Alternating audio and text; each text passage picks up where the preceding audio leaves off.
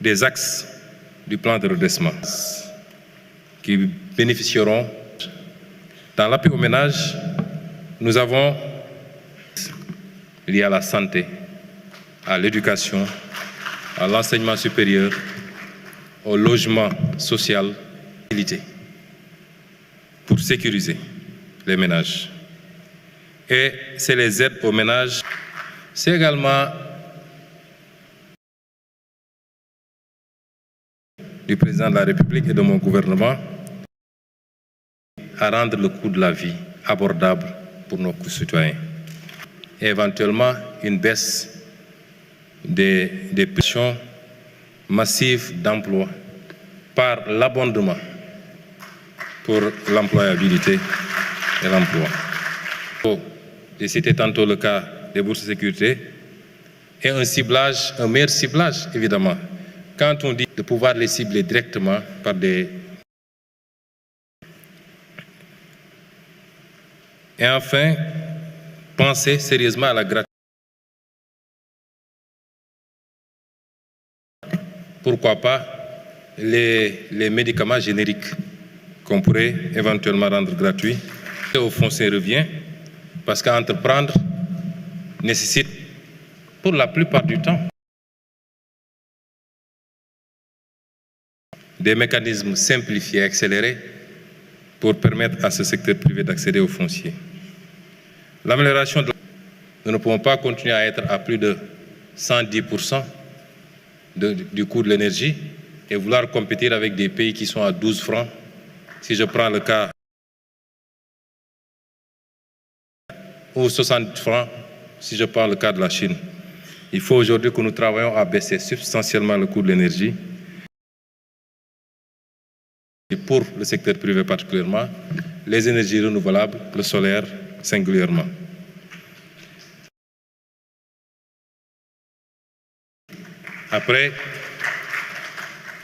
Après finalisation de l'audit de cette dette, les dettes que vous allez payer, les montants qui seront reçus soient réinjectés. Mais je suppose que pour un investisseur, la logique voudrait que s'il reçoit, il les réinjecte dans l'outil de production pour pouvoir être plus productif et participer dans les zones économiques. Également, est un engagement. La mise en place d'une garantie marché pour faciliter beaucoup de choses. Parce que beaucoup de membres de la société civile se plaignent de ne pas pouvoir avoir une prévisibilité par rapport au marché public.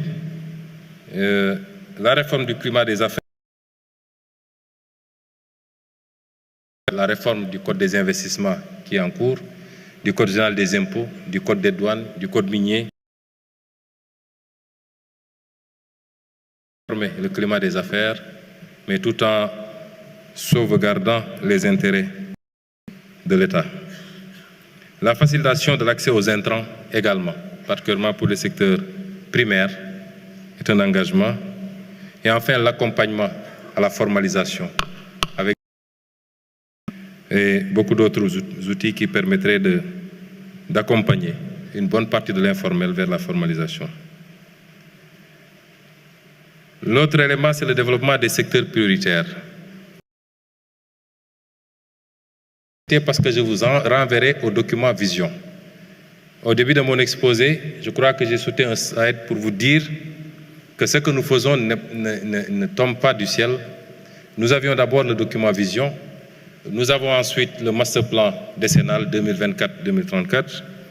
Nous avons la stratégie nationale de développement, qui est une stratégie quinquennale. Nous avons même le document de programmation budgétaire et économique.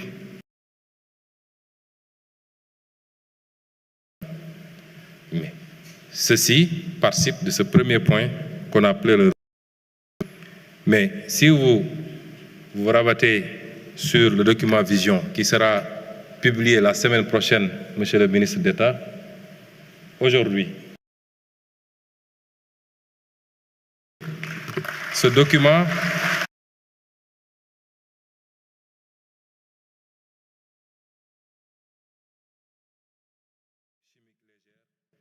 l'industrie culturelle et créative, le textile habillement, les matériaux de construction et l'agro-industrie. Quels sont maintenant les impacts attendus?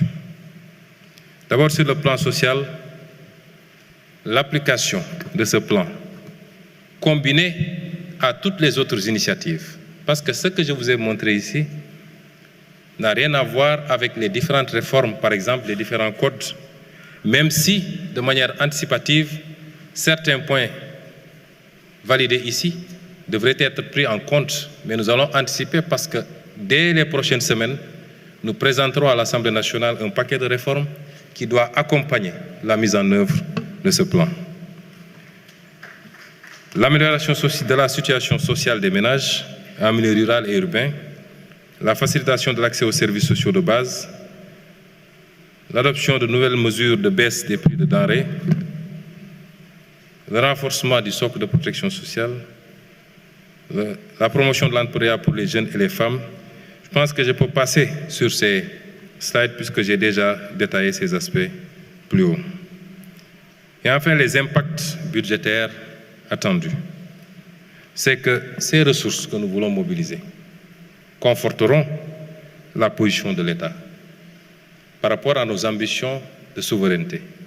Je le rappelle encore, il ne faut pas qu'on fasse des confusions. La souveraineté ne veut pas dire l'autarcie.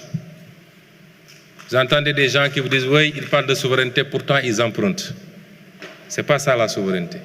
La souveraineté, c'est avoir le choix dans les schémas que vous mettez en place, qu'on ne vous impose pas des modèles. C'est de pouvoir dire « ma priorité, c'est de mobiliser sur les marchés dans des conditions les plus favorables, les taux les plus favorables, les maturités les plus favorables, et de ne recourir au multilatéral et notamment au FMI qu'en dernier ressort parce que je n'aurai pas d'autre solution. C'est le contraire de ce qu'on fait actuellement. C'est ça la souveraineté.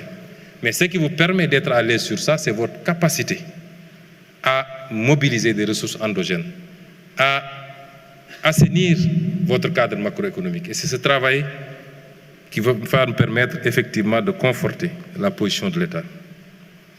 C'est le respect de nos engagements internationaux qui seront plus facilités. C'est la contribution. On ne dit pas que c'est ce plan qui va le faire à lui seul, mais il contribuera substantiellement à l'objectif d'atteinte de ramener le déficit à 3% en 2027. Mesdames et messieurs, nous voici arrivés au terme de notre exposé. Ce que je voudrais dire aux Sénégalais, c'est que nous parlons souvent de souveraineté. Moom sa bopp, mais moom sa bopp am na lu ko jiite. Li ko jiitu mooy mënal sa bopp.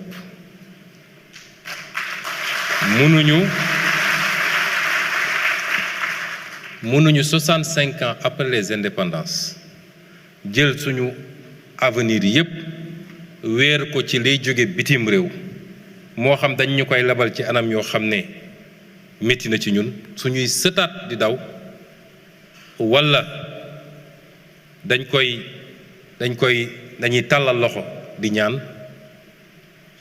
réew muy doxee noonu mooy réew moo xam ne optéwul pour le développement.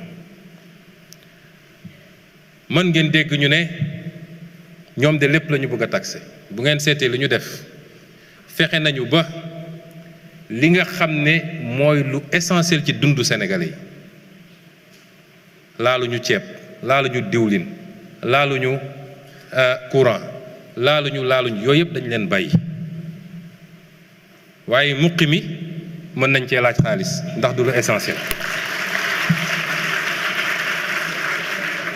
xoos bi mën nañ cee laaj xaalis parce que du lu essentiel ak yeneen yoo xam ne niñ ko tëggee nit ki koy def imma du ko yéeg bu koy def parce que taxe indirecte la c'est indolore wala même bu ko yéegee njëriñ bi mu koy jural moo ëpp solo ndax ki nga xam ne génne na pour am bail wala titre foncier mu war koo téye giiru dundam bu fi jógee jox ko doomam kooku jox ko sëtam loolu njëriñ gi mu koy jural moo ëpp solo li mu jotoon a génne pour am loolu kon fexe nañu ba dugal ci yërmande waaye faw effort am réew du tabaxu ci kenn ku ne di xaar moroomam def wala ñu jàpp ni président Bassirou Diomaye Faye mooy ubbi benn robinet njaga ñaaw milliards yi génn loolu mënul ne kenn ku ne ci ñun war na am lu mu ñaq effort la bu ñu laaj sur une période ñaari at ak genn wàll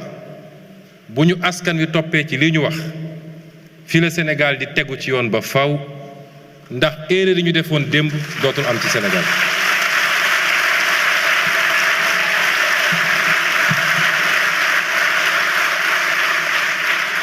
ma xam nag njàmbarte réewu Sénégal ak askanu Sénégal njàmbarte boobu ñu wane woon démb pour ne dañuy sauver suñu démocratie ak suñu liberté mu jaral nit ñi bakkan ñàkk liggéey dem kaso loolu page boobu tourné nañ ko njàmbarte googu tey war nañ koo jublu nag ci tabax réew mi ci koom-koomu réew mi loolu la ñu laaj Sénégalais yi waaye nag effort bi ñu leen di laaj donte def nañ ci yërmande bu bari ñun ñëpp d'accord nañu dafa war am lu mu ànd ak